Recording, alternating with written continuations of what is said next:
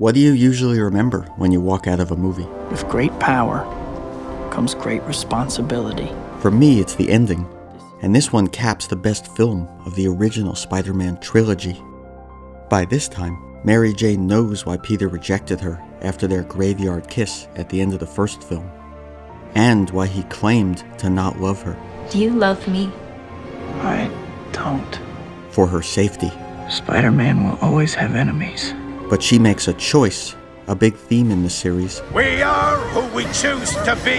You always have a choice, Peter. To forgo the doubts and dangers, to be with the man she truly loves, instead of the safer guy, emotionally, financially, and literally, of poor, innocent John Jameson.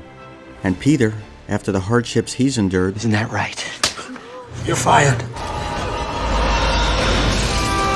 All I got is this 20 to the rest of the week. Sorry, doesn't pay the rent. Miss Mary Jane Watson has just agreed to marry me. Parker, wake up! Wake up! Shoot the picture! Thinks, what the hell? Let's give it a shot. Maybe I can have it all. Thank you, Mary Jane Watson. The first 99% of the ending is joyful. MJ running past a fountain. The crescendoing bridal march. Golden hour lighting up their faces. It's a moment we and Peter have been waiting, hoping for 2 movies. This feels like their wedding, and we are the only witnesses. But crime doesn't stop just because he and MJ get together. Go get him, Tiger. This is the second time she calls him that, a nod to her first line in the comics back in 1966. But its meaning has flipped. It's used in the first film, ironically. I better run, Tiger. Because MJ thinks of Peter as the timid pushover he used to be. You just get contacts? I call you Tiger because you're not, her comics counterpart explains. But now, holy shit, he's fucking Spider-Man. And Tiger becomes a bit more literal. It started flirty and sarcastic. I better run, Tiger. But is now endearing and inspiring. Go get him, Tiger.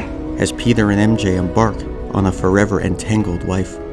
Director Sam Raimi and editor Bob Murawski could have ended the movie like an early scripted with an unambiguously happy ending, featuring playful banter between the two. Or like Spider-Man 1, with our hero triumphantly swinging off to save the day.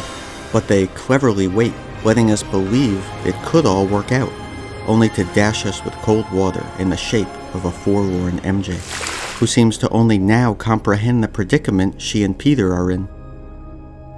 Raimi uses subtle symbolic inversion here.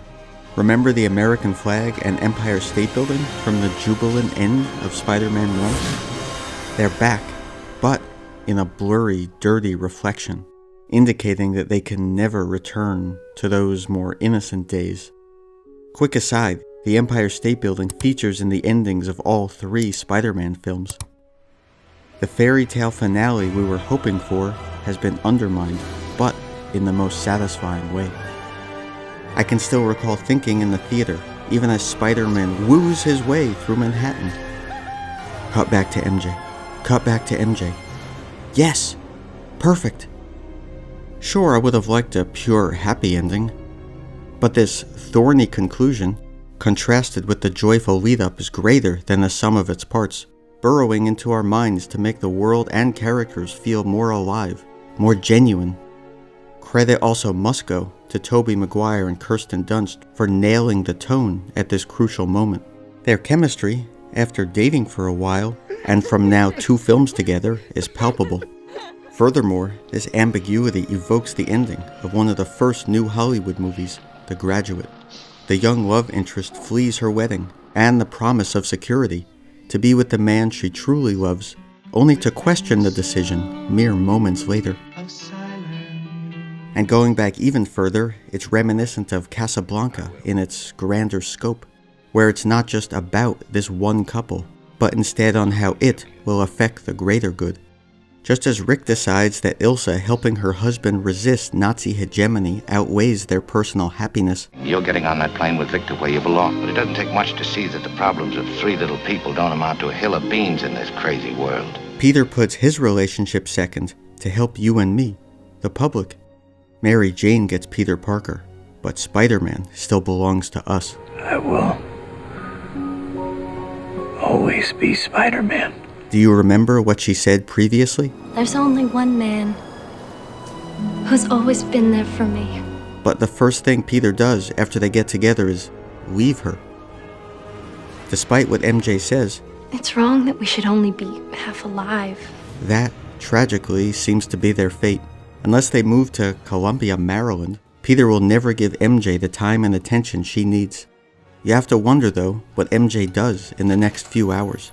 How long does she wait in this tiny apartment in her wedding dress? Anyway, Peter's moonlighting as Spider-Man will not just strain their relationship, but their safety as well. MJ's already been in mortal danger 4 times as a result of their platonic relationship. What will happen when they take it to the next level? It also seems like Peter and/or MJ never considered the tangled web they've just spun of humiliating the famous son of a sensational, vindictive, and impulsive newspaper publisher who already has it out for Spider-Man, He doesn't want to be famous, and I'll make him infamous. and who happens to be Peter's boss. You're fired.